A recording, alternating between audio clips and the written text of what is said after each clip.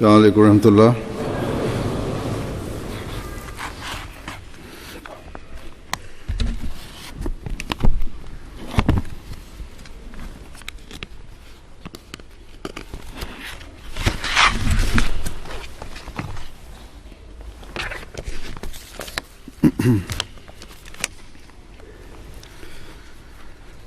أشهد أن لا إله إلا الله وحده لا شريك له وأشهد أن محمدا عبده ورسوله أما بعد فأعوذ بالله من الشيطان الرجيم بسم الله الرحمن الرحيم الحمد لله رب العالمين الرحمن الرحيم مالك يوم الدين إياك نعبد وإياك نستعين اهدنا الصراط المستقيم صراط الذين أنعمت عليهم غير المغضوب عليهم ولا الضالين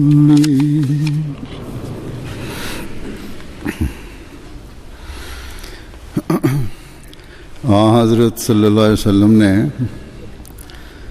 जब ये फरमाया कि तुम में नबूवत कायम रहेगी उस वक्त तक जब तक अल्लाह ताला चाहे। Danach wird das Khilafat auf der Grundlage des Prophetentums bleiben. Das Khilafat, das die Art und Weise des Propheten befolgt, die nicht die eigennützigen Interessen verfolgt, die Arbeit, die Aufgabe des Propheten weiterführt. Nach einiger Zeit wird dieses Khilafat, dieses rechtgeleitete Khilafat zu Ende gehen, nicht mehr bestehen und diese Gnade wird euch genommen. Dann wird es ein Königtum geben, die Menschen bedrängen wird. Und danach wird es Leute geben, Könige geben, die noch tyrannischer sein werden. Und dann wird wieder die Barmherzigkeit Gottes in Wallung kommen. Und dann wird wieder das Khilafat auf der Art und Weise des Prophetentums entstehen, ins Leben gerufen werden. Und wir sehen in der Geschichte des Islam,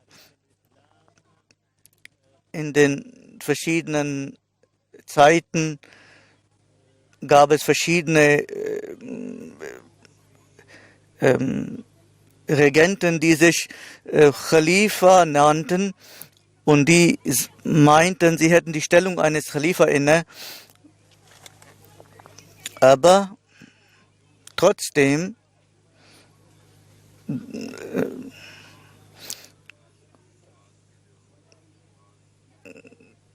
hat die Mehrheit der Muslime nur die 4 nach dem heiligen Propheten als rechtgeleitete Khalifa anerkannt. Und ihre Zeit wird als die Zeit des rechtgeleiteten Khilafat, des Khilafat Rashida bezeichnet. Das heißt, das ist die Zeit der Führung war und die Zeit der Verbreitung der Führung, der Rechtleitung war. Und die ihre Arbeit so verrichteten, wie sie es beim heiligen Propheten Muhammad sallallahu alaihi wasallam beobachtet hatten.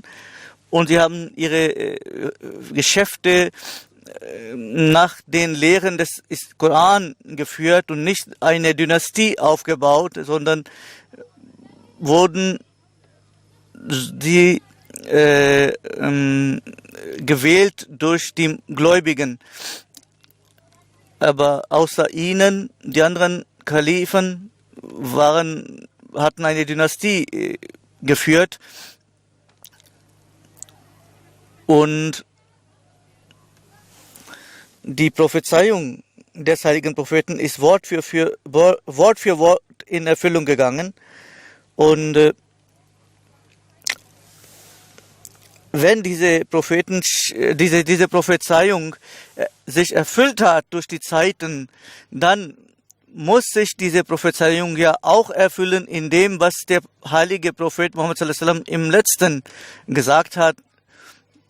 Und sein Wort musste sich bewahrheiten, nämlich in dieser Zeit der Weltlichkeit und wegen der Schwierigkeiten der Muslime wird Gott, der den heiligen Prophet Muhammad sallallahu alaihi wasallam entsandt hat, als ein Prophet mit einem Gesetz, das bis zum jüngsten Tag besteht.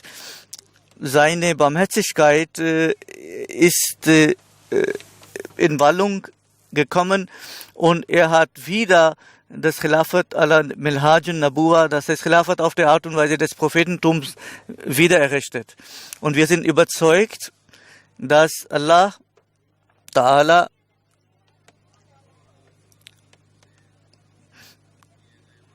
dieses Versprechen, das er dem heiligen Propheten gegeben hat,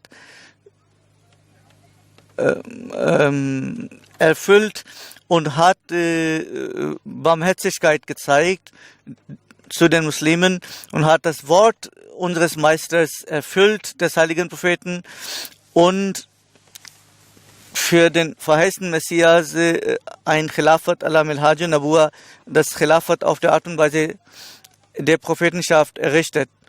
Er hat nicht nur die Stellung eines Ummati-Propheten inne, nämlich eines nachgeordneten Propheten, und er hat auch ein Khilafat nach ihm. Und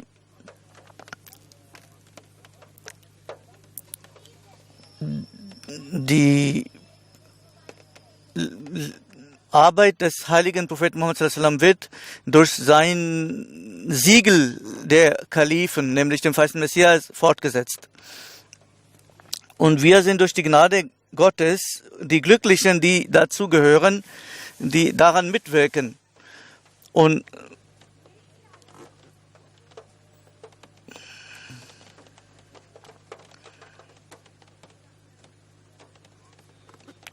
der heilige Prophet sallallahu alaihi wasallam hat in der Surah Al-Jum'ah wal akhirina minhum lamma yalhaqu bihim erläutert mit den Worten, dass später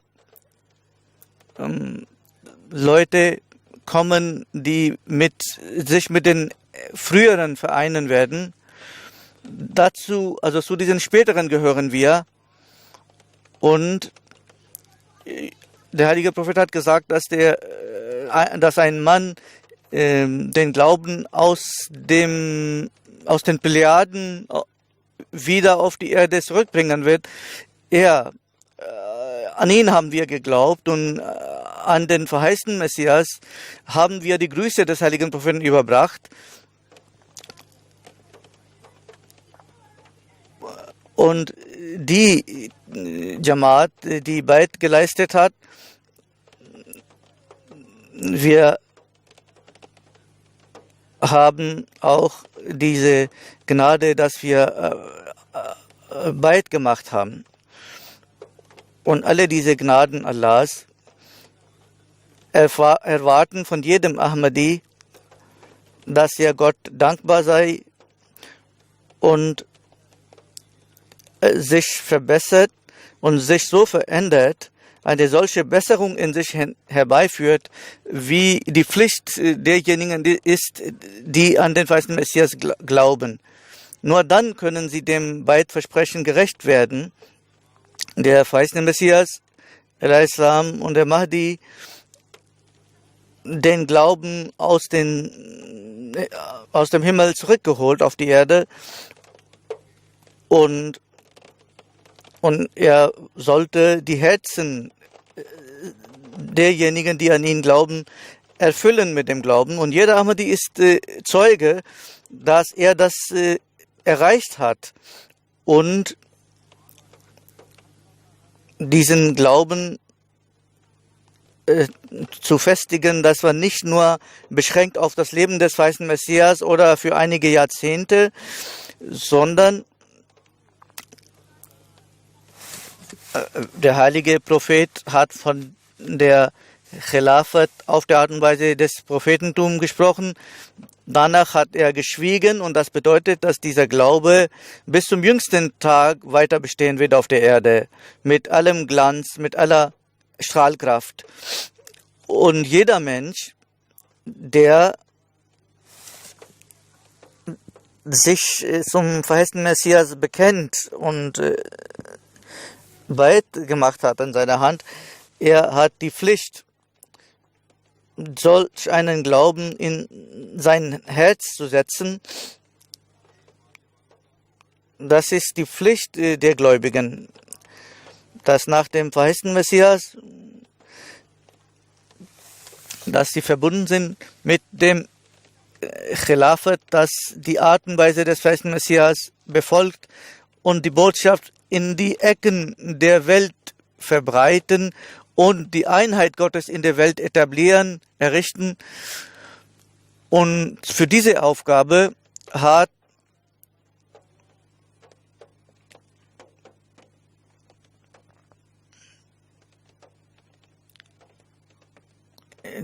ist der heilige Prophet Muhammad sallam für diese Aufgabe gesandt worden. Und für diese Aufgabe, nämlich die Einheit Gottes, ist auch der verheißene Messias al-Islam entsandt worden.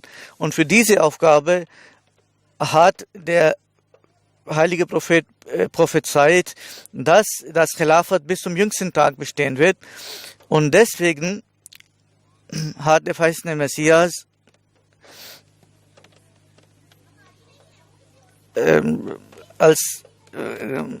als er der Gemeinde bekannt gab, dass er aus dieser Welt scheiden wird, hat er auch der Gemeinde diese frohe Botschaft gegeben, dass Gott zwei Arten von Freuden den Gläubigen beschert, damit er zwei Arten der Freuden der Gläubigen, der Ungläubigen, der Leugner zunichte macht.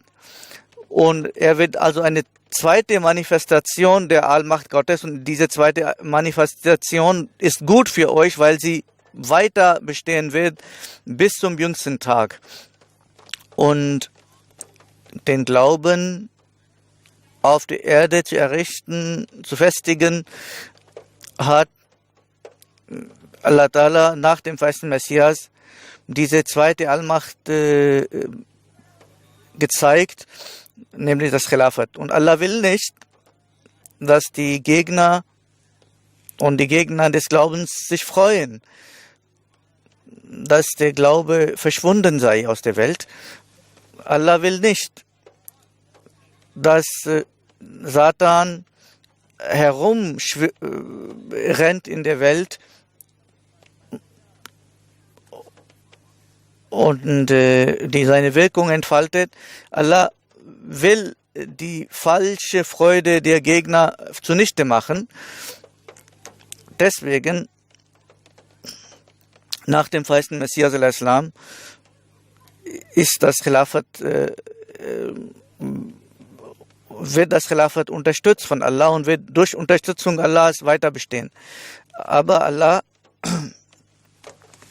hat auch diejenigen verpflichtet, die behaupten, zu diesem Khilafat zu gehören, dass dieser Glaube, um ihn in der Welt zu erhalten, müssen sie zu Unterstützern des Khilafats werden und ihr Versprechen, ihr Beidversprechen, ihr Treugelübde immer vor Augen halten und immer sich fest vornehmen, dass sie ihren Glauben beschützen und auch anderen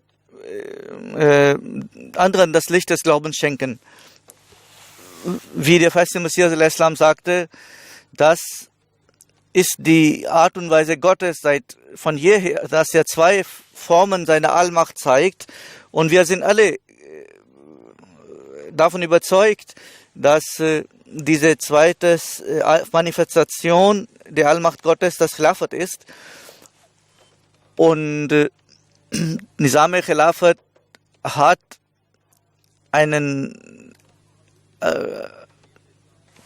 hat sehr viel zu tun mit dem Fortschritt des Glaubens und es ist ein wichtiger Bestandteil des islamischen Scharia. Und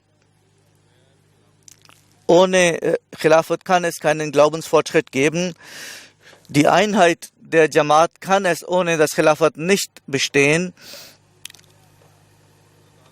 Und durch die Gnade Allahs, jeder von uns, der mit dem Khilafat verbunden ist, versteht das auch. Das Fortbestehen des Khilafat in der Jamaat ein Bestandteil des Glaubens ist. Und das wissen auch jene, die nach dem Tode von Hazrat Khalifatul Masih Awwal diejenigen abgelehnt haben, die Unfrieden in die Jamaat bringen wollten. Sie waren überzeugt, dass wir einen Glauben nicht behalten können, solange wir das Nizam al-Khilafat nicht haben. Wir sollen Gott dankbar sein, dass durch das Opfer jener Leute, durch deren Glaubenskraft, wir viele von uns, die zu den Nachfolgern und Nachkommen dieser heiligen Persönlichkeiten gehören, Anteil an den Segnungen des Khilafat haben. Und am meisten hat sich bemüht darum Hazrat Khalifatul Masih Sani. Hazrat Khalifatul Masih Sani, der zweite Khalif, man hat ihm vorgeworfen, große Anschuldigungen gegen ihn erhoben. Aber der Zustand seines Herzens zum Schutz des Khilafat, wie er war, darüber will ich Ihnen ein Zitat von ihm vorlegen, weil das ist ein Teil der Geschichte. Und um vor Unfrieden und Zwietracht bewahrt zu werden, müssen wir auf die Geschichte schauen und sorgt auch für die Stärkung des Glaubens. Der Khalifatul Masih Sani, Hazrat Musleh Maud sagt, als Hazrat Khalifatul Masih Awwal starb, in dem Haus, wo er starb, rief ich Maulvi Muhammad Ali Sahab und sagte, wir sollten nicht streiten über Khilafat, ob es bestehen soll oder nicht. Und wir sollten uns darauf beschränken, dass wir einen Khalifa wählen, der die Interessen der Jamaat, der Mitglieder beschützt, der sich bemüht um den Fortschritt des Islam. Und weil nur durch solche Dinge Versöhnung und Wohltat möglich ist. Und ich sagte zu ihm, was die persönlichen Seiten betrifft, ich opfere meine Emotionen für sie, aber wenn es um Prinzip geht, dann wird man dem Prinzip folgen müssen und ein Prinzip zu opfern, das ist nicht erlaubt. Zwischen mir und Ihnen besteht diese Unterscheidung. Wir betrachten das Khilafat eine religiöse Institution und die Khilafat erachten wir als notwendig, aber Sie betrachten das Khilafat nicht als unerlaubt bezeichnen, weil soeben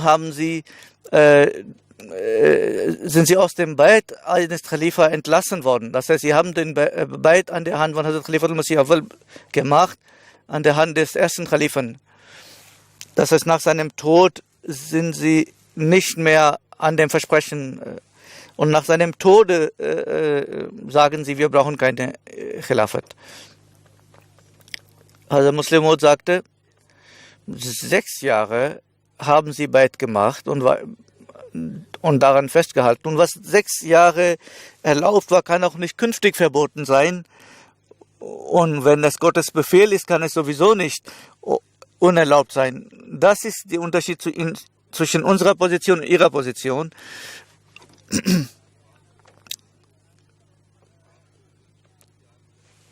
Wenn Sie Ihre Meinung aufgeben, dann müssen Sie sich nur daran halten, was Sie schon bis jetzt gemacht haben. Aber wenn wir unsere Meinung aufgeben, dann müssten wir etwas aufgeben, was entgegen unserer Glaubensüberzeugung ist. Und das haben wir niemals getan. Und Gerechtigkeit erfordert, dass Sie den Weg beschreiten, den Sie auch immer gegangen sind, und uns nicht zwingen, gegen unsere Überzeugung zu handeln. Und was Fortschritt der Jamaat und was für den Islam nützlich ist, wenn sie einig sind für eine Person. Also Muslim Maud sagte zum Maulvi Sahib, Muhammad Ali Sahib, wenn sie einig sind auf eine Person, die Person würden wir als Khalifa akzeptieren. Durch die Gnade Allahs, die Mehrheit der Jamaat wollte, dass Nizam Khilafat weiter besteht, und Hazrat Masih Maud al-Islam hat ganz klar dazu Anweisungen gegeben. Und als das Meeting sich in die Länge zog und Hazrat Maulvi Sahib machte weiter mit seiner Diskussion und die Leute haben angefangen, auf die Türe zu pochen und haben gesagt, wir wollen Beit machen, wie auch immer. Hazrat Khalifatul Masih Sani sagt, der zweite Khalif, ich sagte zu Maulvi Sahib, ich habe Ihre Bedenken ausgeräumt, deswegen dürfen Sie nicht die Frage erheben, wer Khalifa sein soll. Sie sollten die Frage diskutieren, wer Khalifa sein soll, nicht ob es Khilafat geben soll oder nicht. Darauf sagte Maulvi Sahib, ich weiß, Sie bestehen deswegen darauf, weil Sie wissen, wer Khalifa wird. Also Muslim Maud sagte, ich weiß es nicht, wer Khalifa sein wird. Er sagte, ich werde Khalifa Sani sagte, ich werde Beit an dessen Hand machen, den Sie wählen. Maulvi Muhammad Ali Sahib. Wenn Beit an der Hand des Khalifen, den Sie vorschlagen, wenn ich den annehme, dann wird es niemals zu einem Widerspruch meinerseits kommen. Aber er hat das nicht akzeptiert, nicht eingewilligt. Und Hazrat Muslim Maud sagt, ich sagte zu ihm, Sie haben falsche Vorstellungen über mich. Wie soll ich mein Herz Ihnen zeigen? Ich bin bereit, Opfer zu leisten, das ich leisten kann, wozu ich die Kraft habe.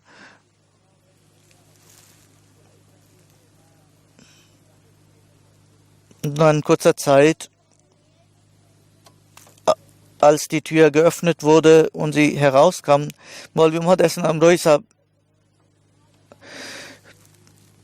er schlug Hazrat Maulvi Khalifatul Masih Sani, also er schlug Hazrat Khalifatul Masih Sani vor, und die Jamaat zwang ihn regelrecht Beit zu machen, Beit abzunehmen. Und Hazrat Muslim Maud sagte, ich kann nicht einmal mich erinnern, was die Worte des Beits sind.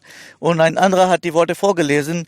Und diejenigen, die dieses Zwietracht bringen wollten in die Jamaat, Gott hat die Jamaat davor bewahrt und das Wort des heiligen Propheten erfüllt. Und das Khilafat auf die Art und Weise des Prophetentum wurde wieder errichtet.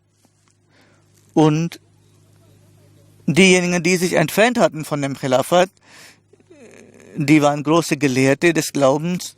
Sie waren auch weltlich gesehen Gelehrte. Sie waren gebildet, hochgebildet, erfahren, waren auch vermögend. Und sie hatten auch die gesamte Schatzkammer der Jamaat in ihrer Hand. Aber sie verloren auf der ganzen Linie. Maulvi Sahab nach der Wahl von Khilafat Thaniya ging er von Qadian weg, sondern diese Nicht-Mubayin haben später sehr viel sich bemüht, um Khilafat zu beenden. Aber sie haben immer immer eine Niederlage erlitten, weil Gott versprochen hat, dass das Khilafat weiter bestehen wird. Wenn diese in jeder Hinsicht verloren hatten und Qadian verließen und das ganze Geld mitnahmen, sie schauten auf die Schule und sagten, nach 10 Jahren werden diese Häuser von Aryas und Sikhs besetzen. Und schauen Sie, wie Gott sein Wort erfüllt und wie er eine Prophezeiung bewahrheitet, wie die Botschaft des verheißenen Messias erfüllt wurde. Und heute, jeden Tag, wird diese Prophezeiung in einem neuen Glanz erfüllt. Sie sprachen von 10 Jahren. Vor Ablauf von 10 Jahren werden die Arias und die Christen diese Häuser besetzen. Aber Gott hat seine eigene Art und Weise. Und diese 10 Jahre vergingen und danach sind viele Jahrzehnte vergangen. Und heute sind seitdem 101 Jahre vergangen. Aber trotz schwierigster Umstände machte Qadian Fortschritte und dazu gehört auch die Teilung von Indien und Pakistan. Und Jamaat musste Qadian verlassen und einige Derwische blieben in Qadian zurück, damit sie das Leben eines Derwischs dort leben, das von einige 100 Menschen. Und heute in Qadian gibt es neue Häuser, die sprachen von der Besetzung einer Schule, aber durch mehrere Millionen Summen werden neue Schulen gebaut und Tabligh also Verkündung, ist dort auch sehr weit vorangeschritten und nicht nur in Qadian, sondern in vielen anderen Ländern der Welt gibt es viele Gebäude der Jamaat, die mit dem Khilafat verbunden ist. Und der ganzen Welt wird die schöne Lehre des Islams vermittelt. Und das ist die Unterstützung Allahs für das Khilafat der Ahmadiyya, das wir jeden Tag beobachten. Auch Deutschland ist nicht frei von diesen Gnaden, die mit dem Khilafat der Ahmadiyya verbunden sind, die Gott denen zuteil werden lässt, die mit dem Khilafat verbunden sind. Vor einiger Zeit haben 2 Unterorganisationen der Jamaat Deutschland zusammen ein 5-stöckiges Gebäude gekauft, was 1,7 Millionen Euro kostet. Und die Schatzkammer, in der nicht einmal eine Rupie die Gegner des Khilafat zurückgelassen hatten, heute ein Land Zwei Unterorganisationen in einem Land haben ein großes fünfstöckiges Gebäude gekauft für mehr als 100, also 190 Millionen Rupien. Das ist die Gnade Allahs für das Khilafat. Und die Guten unter ihnen, die eine gute Natur besaßen, und heute gibt es die unter ihnen, die das Gefühl haben, oder ihre Nachkommen, sie kommen zurück in die Jamaat derjenigen, die Beit geleistet haben, die an das Khilafat glauben. Und heute in der Welt wird die Arbeit der Verkündung des Islam unter der Leitung des Khilafat gemacht. Und wenn in der Welt der Name des Islams in Verruf gebracht und die schöne Lehre des Islam wird durch die Jamaat Ahmadiyya vorgelebt, und deswegen will Gott auch die Wahrheit des Khilafat Ahmadiyya der Welt beweisen und tut dies auch. Und es gibt erstaunliche Begebenheiten, wie Gott den Menschen die Wahrheit der Jamaat näher bringt und auch ihnen näher bringt, wie Gott das Khilafat unterstützt. Also nicht nur die Wahrheit der Jamaat, sondern auch die Unterstützung des Khilafat. Und die Fremden beobachten das. Und die Gutherzigen zeigen dann die Bereitschaft.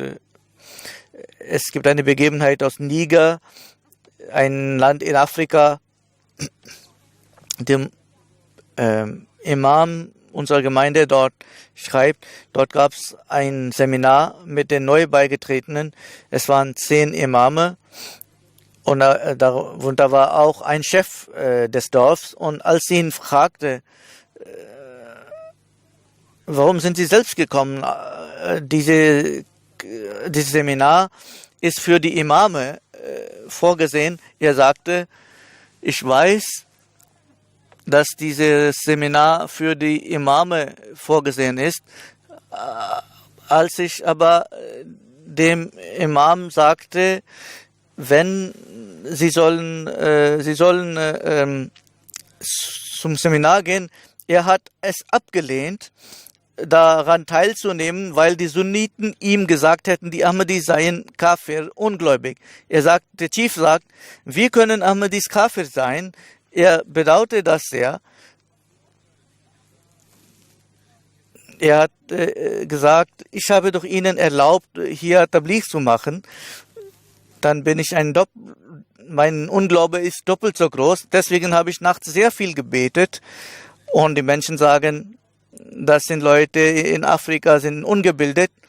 Aber diese Menschen aus dem Dorf in Afrika, ein Chef, ein Dorfvorsteher, er hatte Gottesfurcht, er hatte eine reine Seele. Und er sagt, ich habe die ganze Nacht gebetet und Gott um Leitung gebetet und bin eingeschlafen dabei.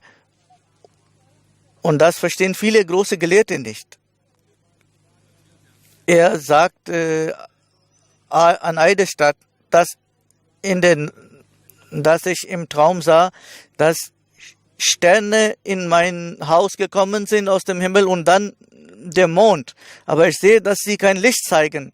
Dann plötzlich aus dem Himmel ein Mensch kommt, in weißer Kleidung gekleidet, und sobald diese Person in sein Haus kommt, da fangen die Sterne an zu funkeln und der Mond strahlt und das Haus ist voller Licht. Und mein Herz war sofort so überzeugt, das muss eine Ahmadi-Persönlichkeit sein. Also ich frage ihn, sind Sie ein Murabbi der Ahmadis oder ein Khalifa der Ahmadis? Und in diesem Moment erwachte ich. Der Murabbi Sahib zeigte einige Bilder.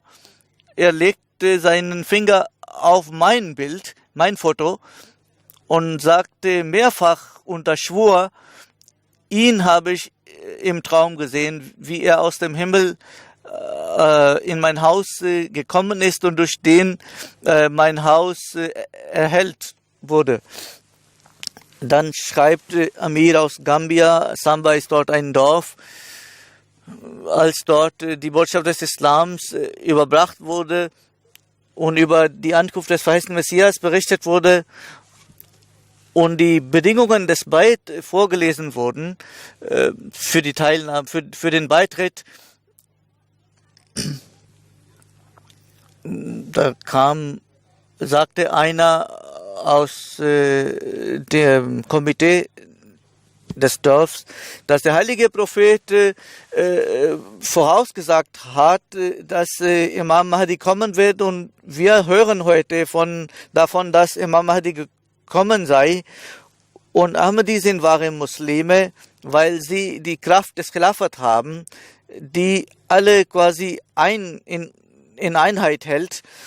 Und als ihnen, also diesem Herrn, mein Foto gezeigt wurde und er sagte, ich sehe ihn jeden Tag im Fernsehen, und das waren 350 Leute, die sind dann in die Jamaat beigetreten. Als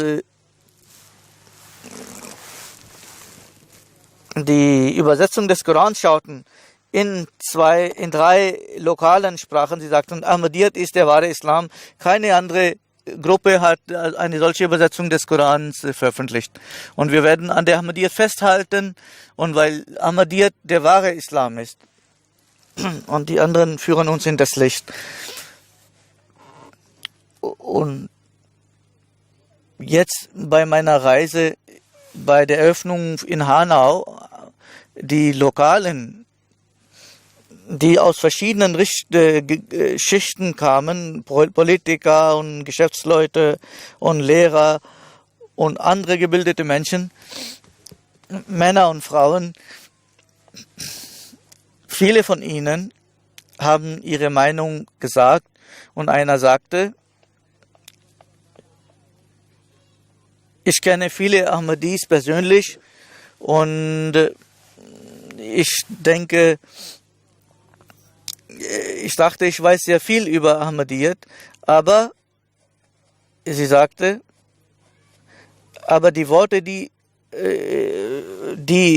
des Kalifen haben mich so geweckt wie nie zuvor, und die Wirklichkeit des Islams ist mir eröffnet worden, und das habe ich beherzigt. Und das sind die Gnaden, die mit dem Khilafat verbunden sind. Ich bin ein demütiger Mensch und ich kenne meinen Zustand. Ich bin nicht besonnen, ich habe keinen Vorzug. Aber Allah hat mir versprochen oder hat dem Khilafat versprochen, zu unterstützen. Er unterstützt das Khilafat und hat es immer getan und wird es auch immer tun. Wie der verheißene Messias al-Islam auch sagte,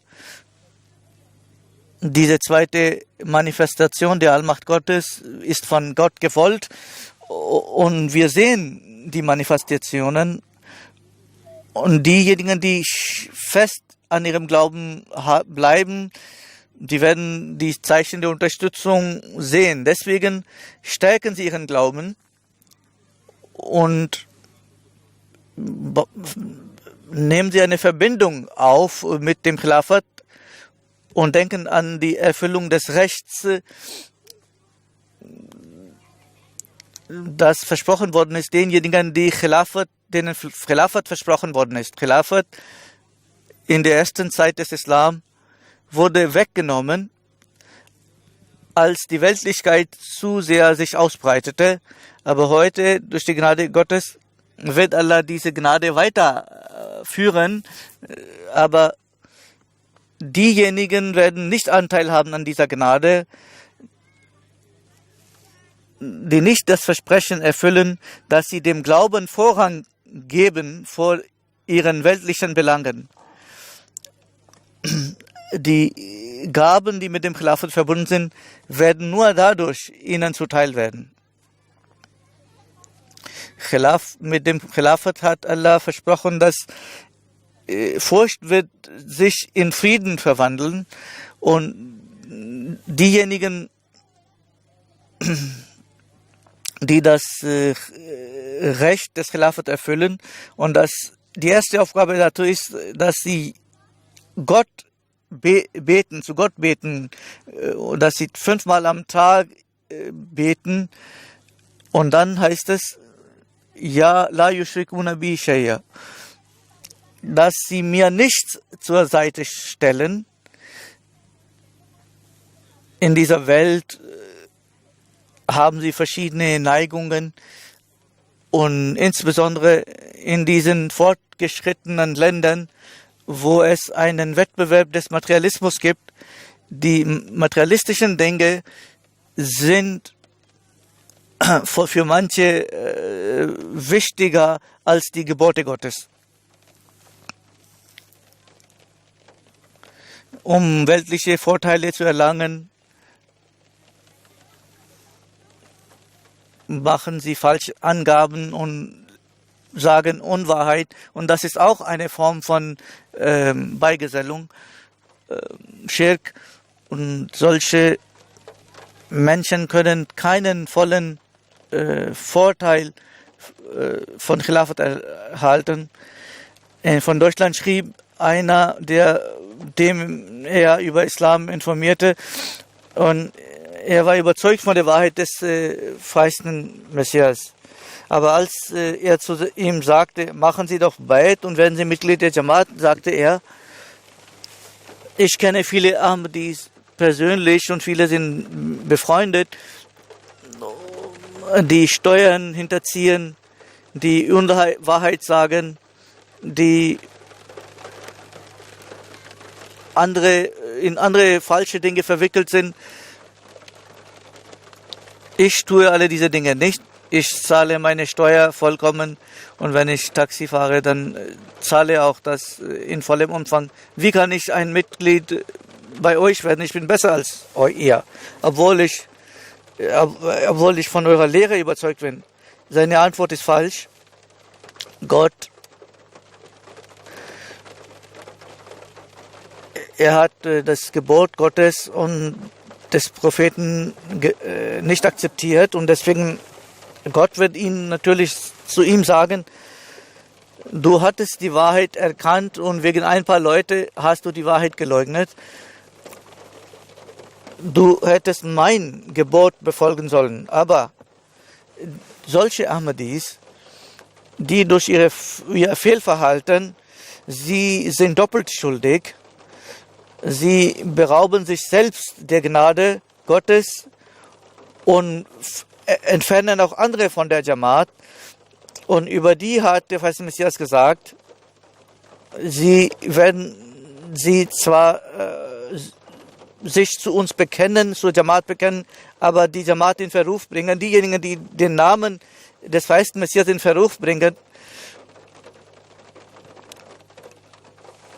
sie werden keinen Anteil an den Gnaden des Khilafat haben. Diese Leute sollten sich prüfen, genauso diejenigen, die arbeiten oder die Amtsträger sind. Diese Gnade, die in ihrer Arbeit liegt und die liegt darin, dass sie mit dem Khilafat verbunden sind. Wenn sie mit dem Khilafat sich trennen würden, würden sie nicht einmal ein i-Tüpfelchen leisten können. So viel leisten können wie ein i-Tüpfelchen. Weltliches Wissen und weltliche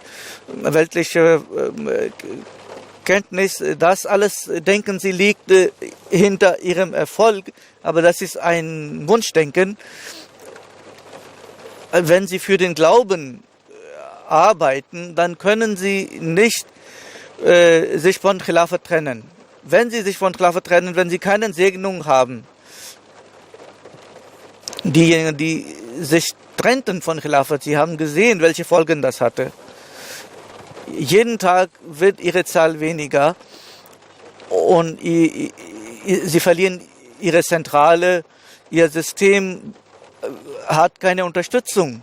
Aber die Liebe zum Khilafat und Gehorsam zum Khilafat, was die Gnaden und Segnungen saugt,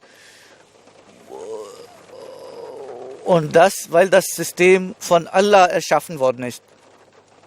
Deswegen, jede Bemühung für den Glauben ist mit dem Khilafat verbunden.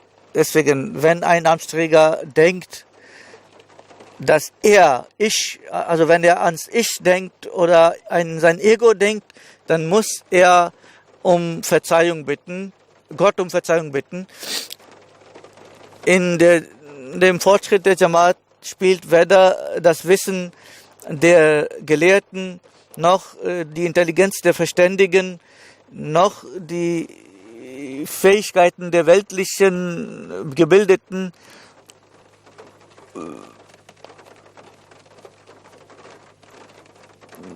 wenn jemand Wissen hat, Glaubenswissen hat, wenn ein Verständiger oder die Bildung eines Menschen, wenn die Expertise der Experten, wenn diese Dinge besondere Folgen zeigen oder außergewöhnliche Erfolge bescheren, dann nur dadurch, weil sie mit dem Khilafat verbunden sind. Weil diese Verbundenheit mit dem Khilafat, Allah hat diese Wirkungen, diese Erfolge versprochen. Und die weltlichen oder in der Weltlichkeit zählt Wissen, Verstand und Fähigkeit. Aber wer in der Jamaat lebt und Mitglied in der Jamaat ist, der braucht für den Erfolg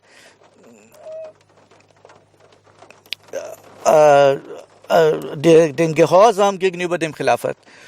Und die Gelehrten haben auch die Aufgabe, dass die an den festen Messias geglaubt haben, nämlich die Neuen und die Jugendlichen und Kinder, dass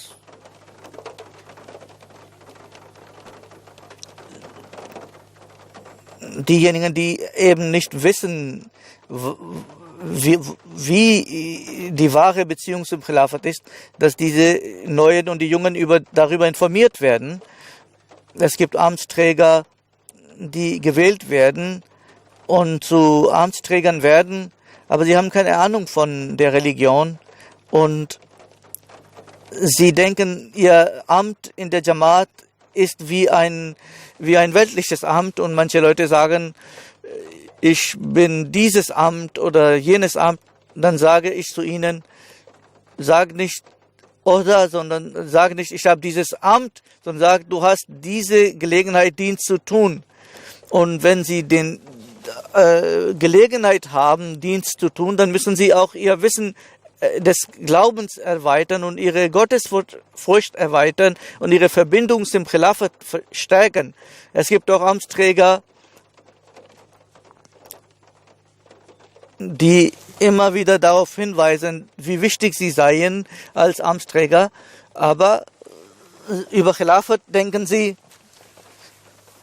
dass wenn man im Jahr ein Tag des Khilafat gefeiert wird, dann haben wir unsere Pflicht erfüllt. Ich hatte Ihnen gesagt einmal,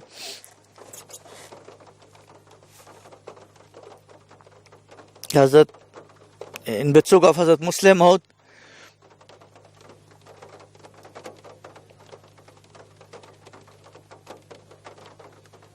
die größte Betonung in der Jamaat sollte auf das Khilafat liegen und auf die Verbundenheit mit dem Khilafat, aber so viel Verbundenheit gibt es nicht, aber auf meine Anweisung haben die angefangen, auf der Jalsa darüber Reden zu halten. Aber es muss beherzigt werden, dass man die Worte des Khalifa hört und die auch befolgt und die Beziehung mit dem Khilafat intensiviert.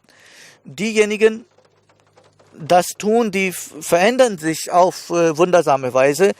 Und aus Kanada kamen 100 Khuddam und 200 Khuddam kamen aus USA nach London und darunter waren auch neu beigetretene. Sie sind 3 Tage dort geblieben und danach hatten sie ganz andere Eindrücke und sie hatten ganz andere Formen der Aufrichtigkeit und Treue. Und das war verwunderlich, wie sie sich verändert hatten. Und sie haben auch selbst gesagt und versprochen, dass wir jetzt regelmäßig beten würden, dass sie mit der Jamaat verbunden sein werden. Sie haben auch versprochen, dass sie ihre Beziehung mit dem Khilafat stärken werden. Davor hatten sie weder viel Wissen über Khilafat oder über die Beziehung mit dem Khilafat. Und durch dieses persönliche Treffen entstand eine Beziehung.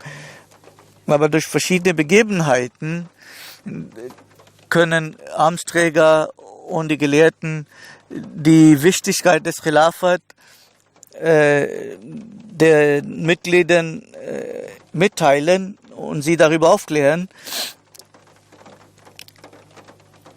Das wird den Glauben stärken und das wird sie neu beleben.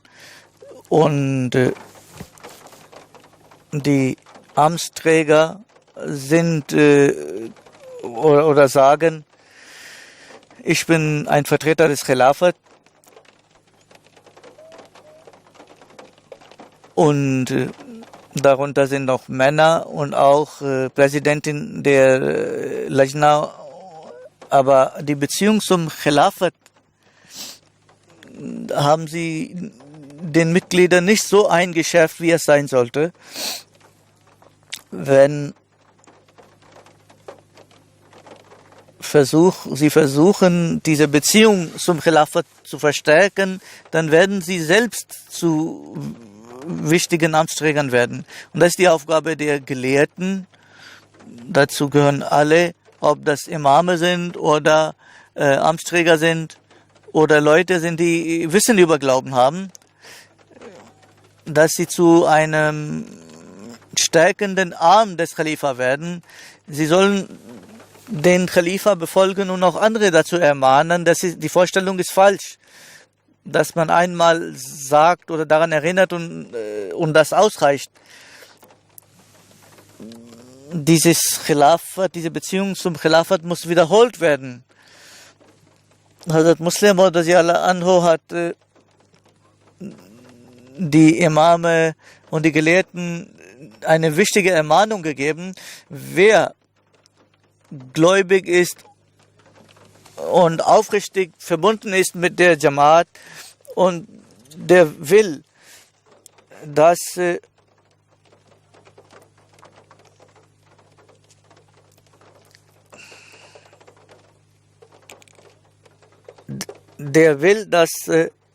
diese Gemeinde einen guten Ruf in der Welt hat und weiter besteht und der Islam jene Ehre wieder erlangt, die in der Zeit des heiligen Propheten der bestand.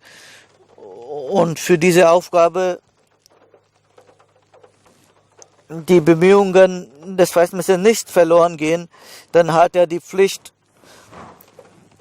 dass er mit dem Khalifa Tag und Nacht kooperiert und dass er die Jamaat nicht nur geistig verbessert wird, so wie bei Eheschließungen gibt es diese Rituale, dass man seinen Rocksaum ausbreitet und um Geschenke einzusammeln. So sollten die Mitglieder die Geschenke des Khilafat und die Segnungen des Khilafat einsammeln, damit jeder die Segnungen des Khilafat versteht und selbst derjenige, der weniger intelligent ist, das versteht. Möge Allah Ta'ala die Mitglieder und die Gelehrten und die Amtsträger in die Lage versetzen,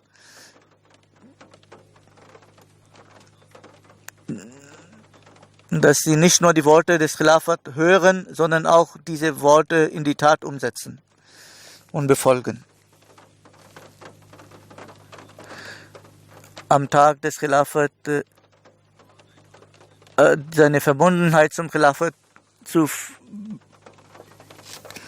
bekannt zu geben oder sich gegenseitig zu beglückwünschen an dem Tag, dann das reicht nicht, dann hat man seine Pflicht nicht erfüllt. Möge, dass wir zu denjenigen gehören, die dieses Geschenk des Khilafat gut aufbewahren, gemäß dem Willen Gottes.